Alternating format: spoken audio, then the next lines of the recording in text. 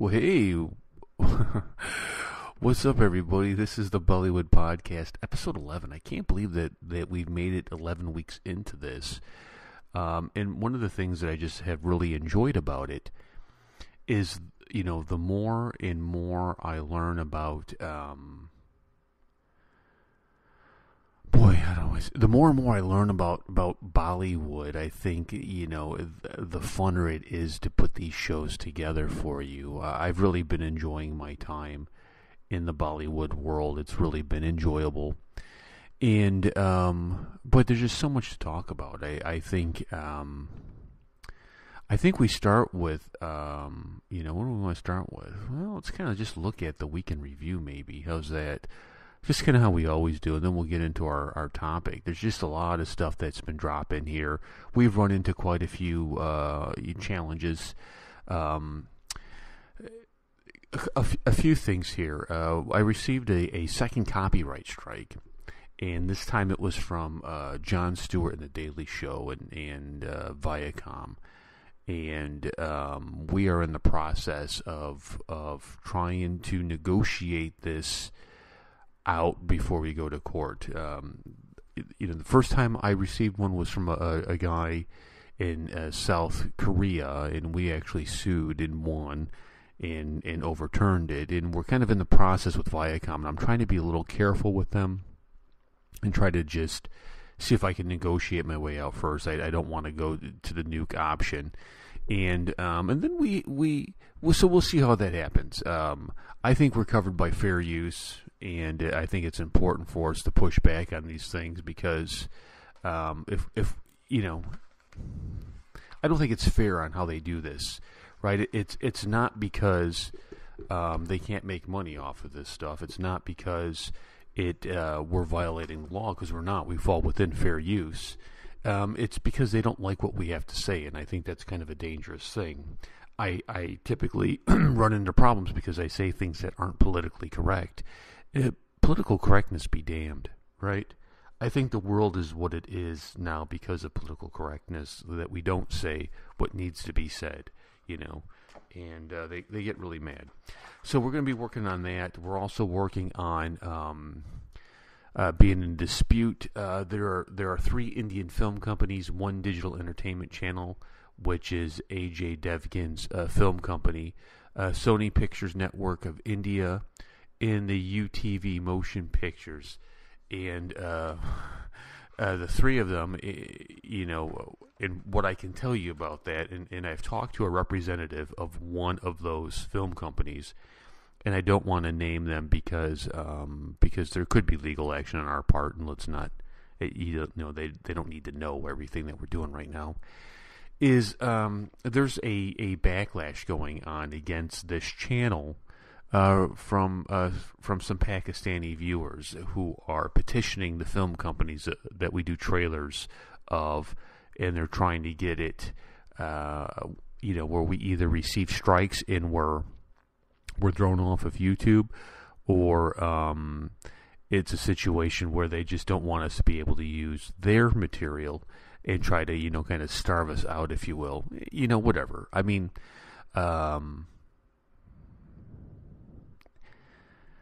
it doesn't bother me. I mean, it just really doesn't bother me. We've dealt with this kind of stuff in America, with radio and podcasting, people being upset with the content that we do. And I understand we can get controversial. We in America, for those of you who are our international listeners, what we're known for in America is we've exposed a lot of church corruption in the American church. And our work, has put pastors in prison because of the things that they've done. Churches have been, decimated. And it's not decimated because we're denying freedom of speech.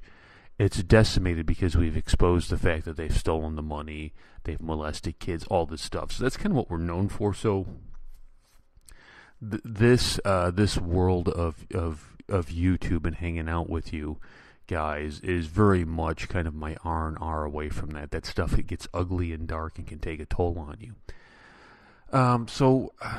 We'll see how these things progress. I want to kind of get Viacom nailed down before I start going in facing off against these Indian companies. So I'll keep you guys posted. And you guys typically have been great, except for the Pakistanis that sneak in and yell craziness, the trolls. But I'll keep you posted on it. One of the first Indian videos for this week that had been covered is it was an overreaction video we did from the Controlled Chaos channel, and it was the top 8 criminally underappreciated actors in Bollywood. And I think what I'll do is I'll strip out that audio and I'll play it for you so you can hear what they had to say about it.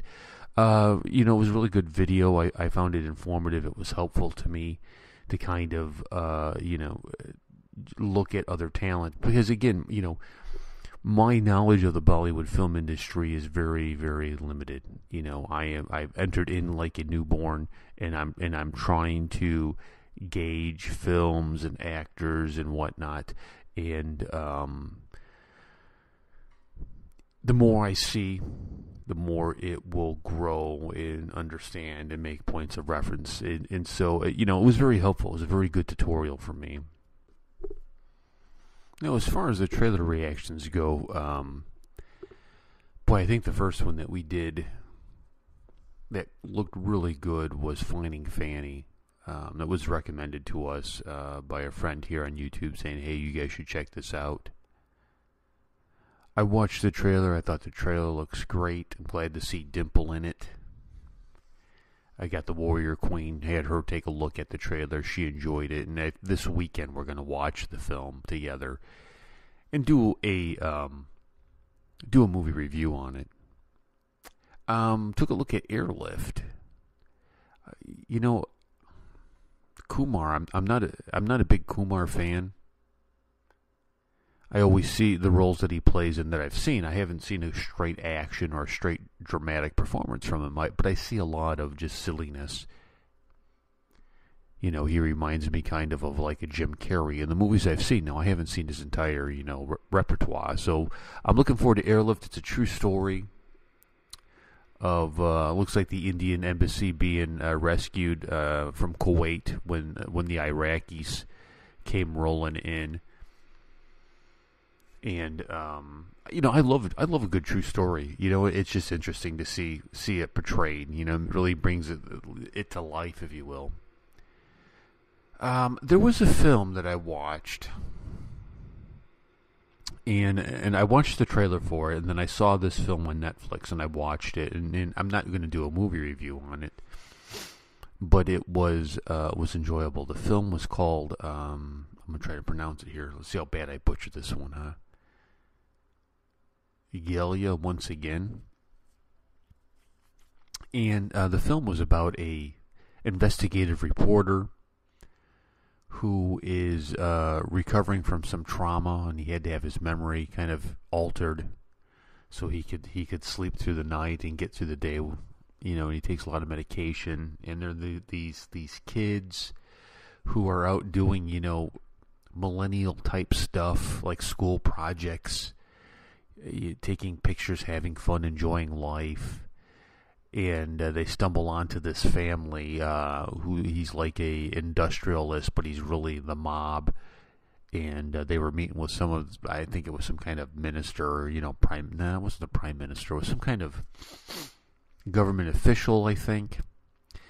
And the son got really heated and took the gun and killed the guy. And they got it on video, and they were in hiding over this.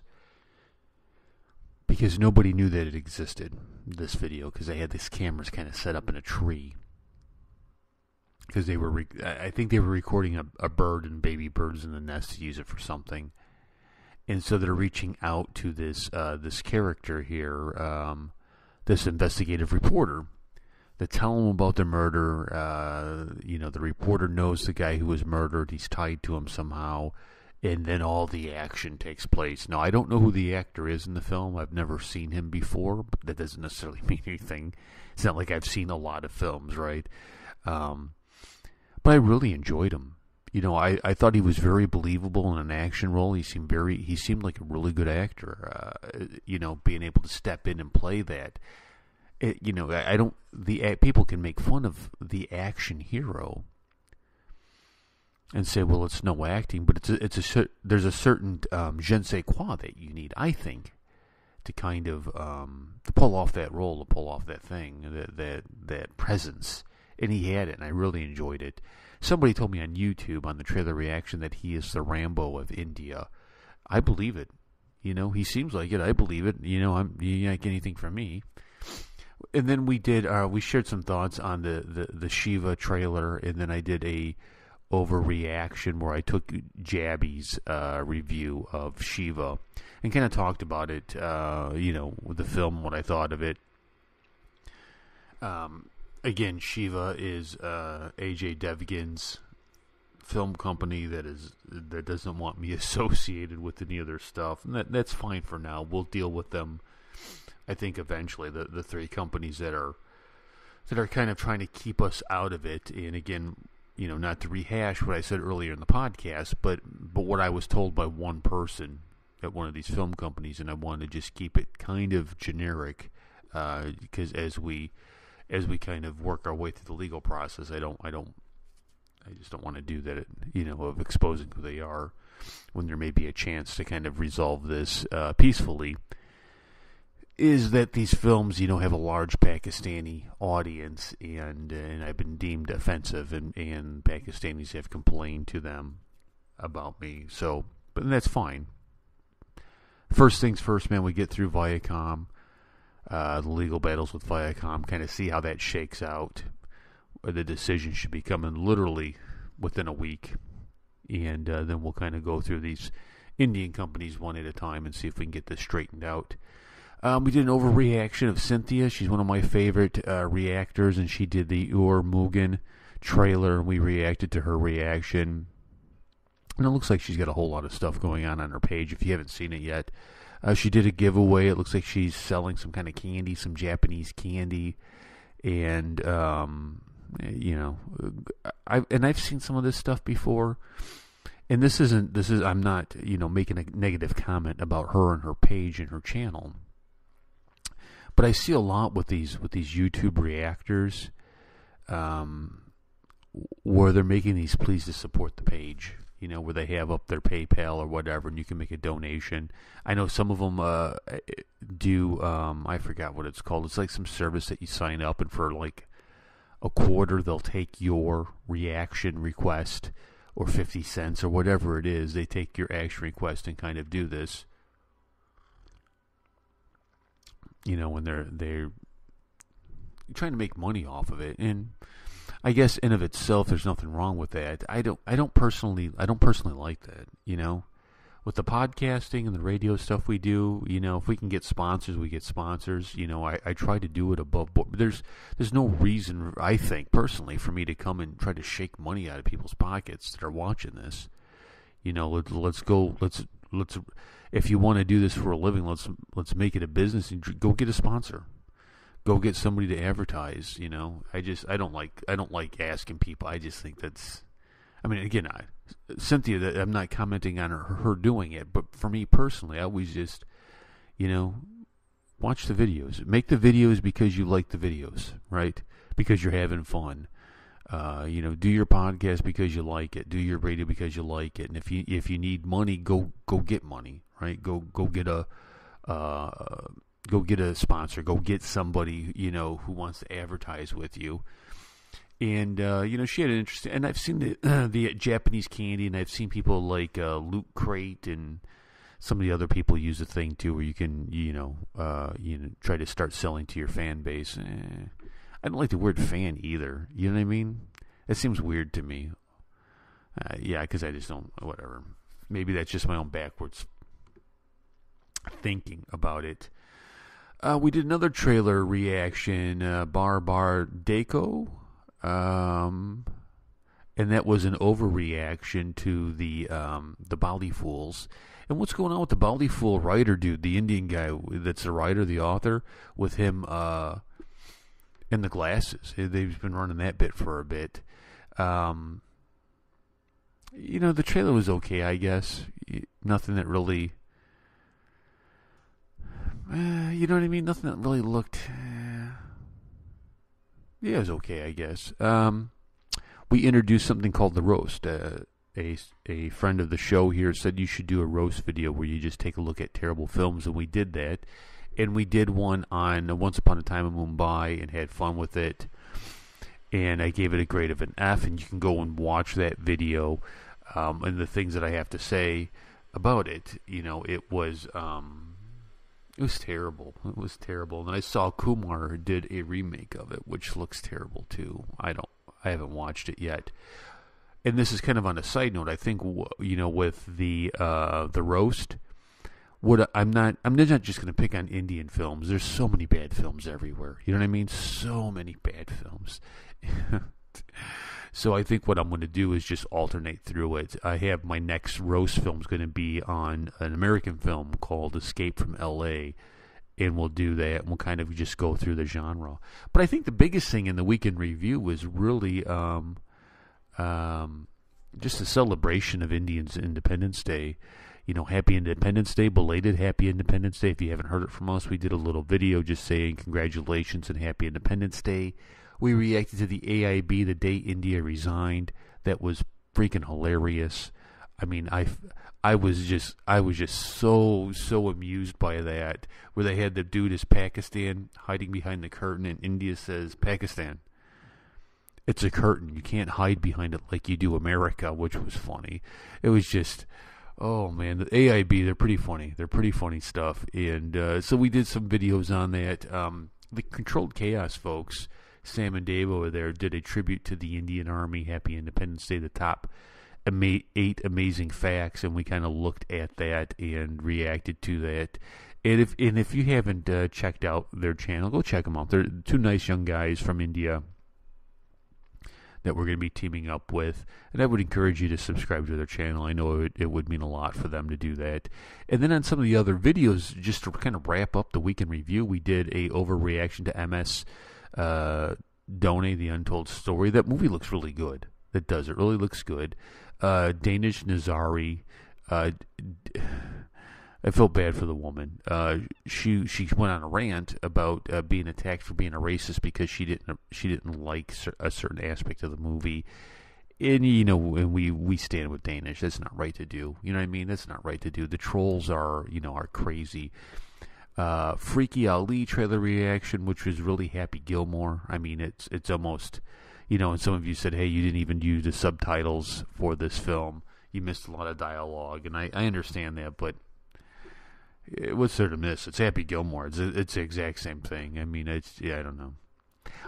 I don't like the subtitles sometimes, and I understand I'm going to miss some of the dialogue, but I really think that if you can tell a good story, it will translate through language. I don't need to read everything. I find it distracting that I'm looking down reading and I'm missing the visual of what's happening. I can kind of piece things together.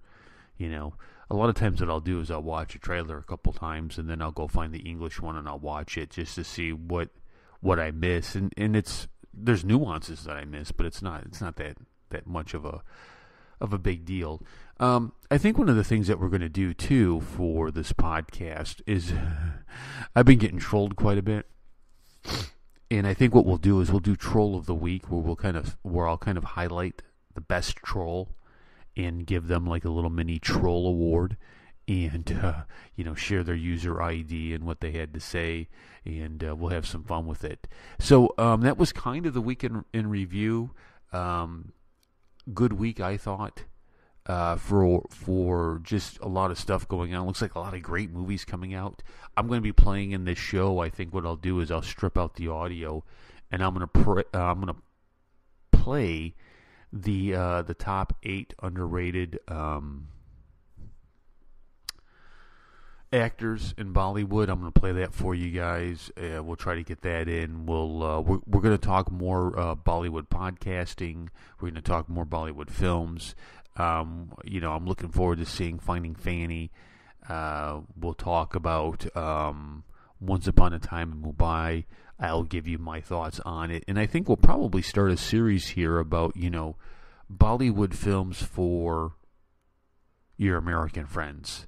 Kind of a beginner's guide, what the person who's just being exposed to this for the first time kind of needs to know as a survival guide. We'll kind of do that.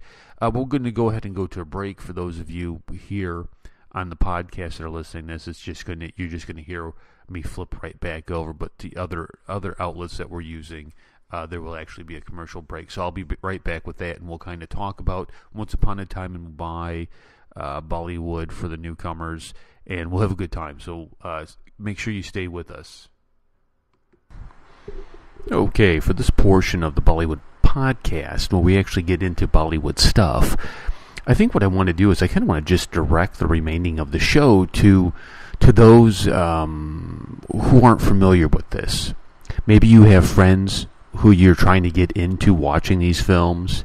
Maybe you're a first-timer who's kind of curious about this. I kind of just want to share my thoughts, my musings of this with you, and kind of just share with you what I've learned, right? So as you enter into this world, you don't make the same mistakes I do. You maybe have a better head start on understanding the genre a little bit. And so I think first things first, we are dealing with a very complex, multicultural, very diverse place in India. Customs are different. Mores are different. Ideologies are different.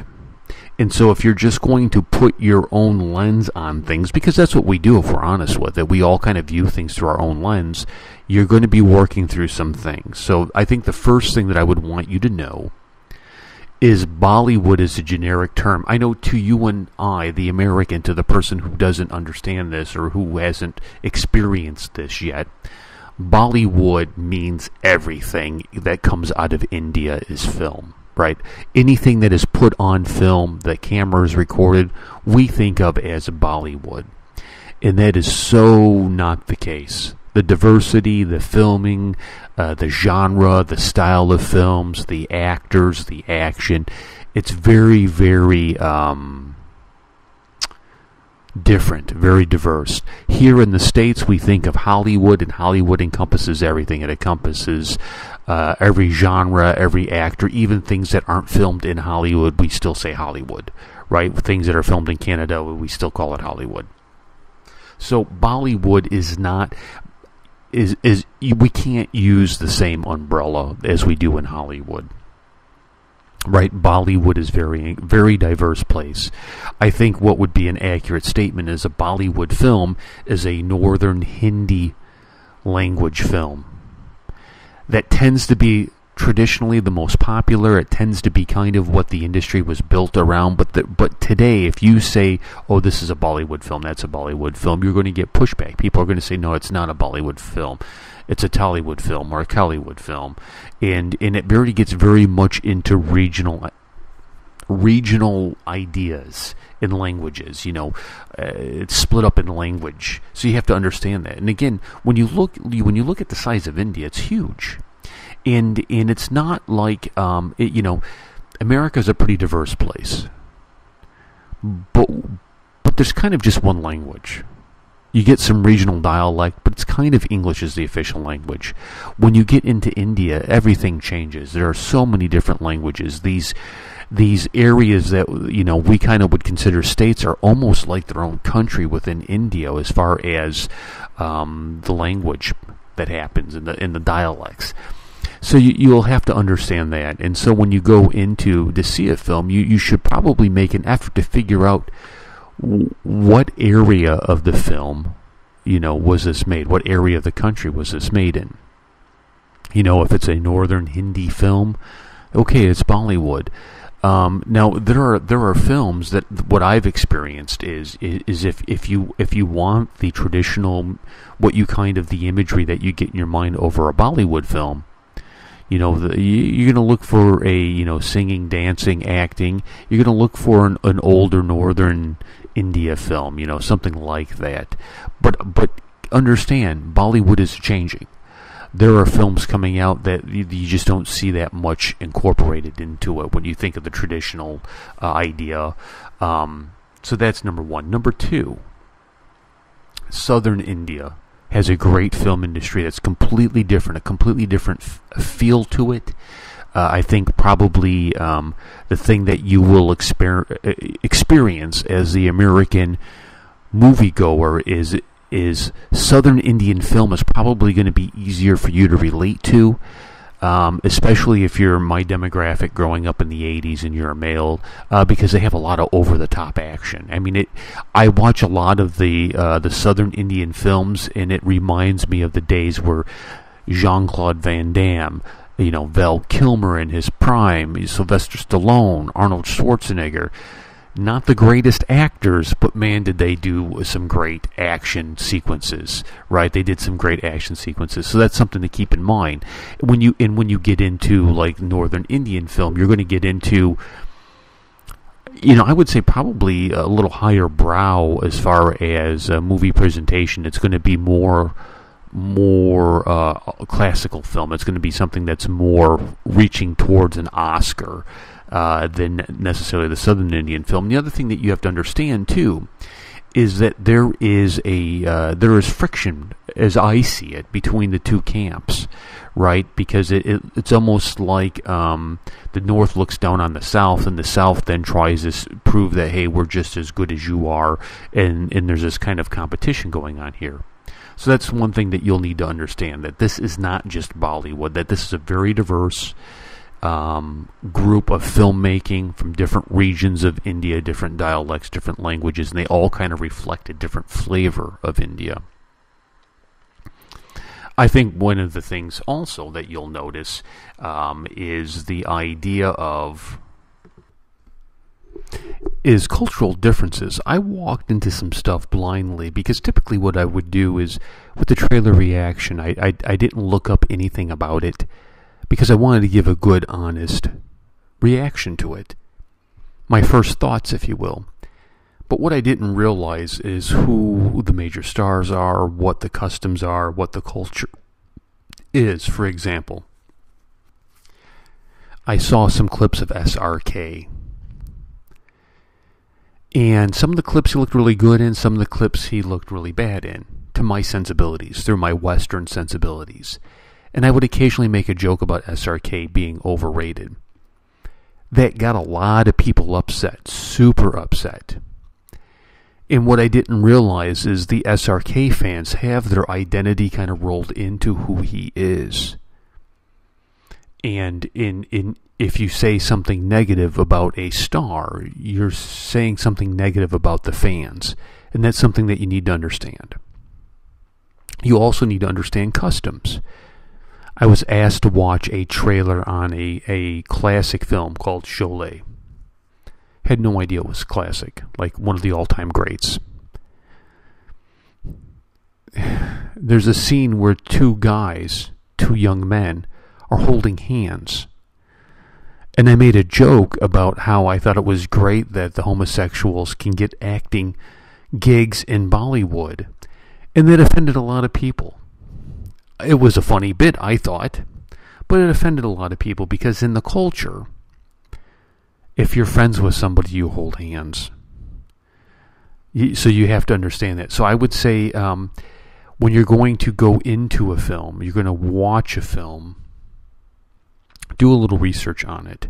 Find out, just don't let it shape what you think about it, but understand the background to the individual, to the actor or actress, to the family, maybe that they're from, to the history, right? Because I think ultimately you would probably come across in a conversation with somebody with more credibility if you understood these nuances. I'm like a bull in a china shop. I would say do the opposite of what I do. I go into the china shop and I start wailing around and breaking everything. That's kind of what I've been doing through the Bollywood films. I don't realize necessarily that this person's held in high regard because it's a different culture. It's very polite there. I mean, cricket is their game. It is a game of gentlemen. The most aggressive it gets is maybe a yell back and forth, and that's about it. And in America, when you look at America, what's our game? Football, dude. Let's go punch him in the mouth, man. Let's go stomp on him. And so I think those things kind of you're going to have to work extra hard to understanding the Bollywood film industry, I think. I would say my understanding is probably I'm like a 10-year-old maybe in the Bollywood IQ. I'm like a fourth grader, trying to learn, trying to understand. The other thing too that the movies are extremely long compared to American standards. At first, it was a challenge to sit through a 3.5-hour movie, that's formed with subtitles. So what I would say is be prepared. Bring a snack, go to the bathroom, have a drink. There's an interval. They have intermission through almost all the films. Take the intermission, stretch your legs, pay attention. The singing and dancing may be strange to you as an American, but it helps further the story. Look at it as all these things are helping to further the story.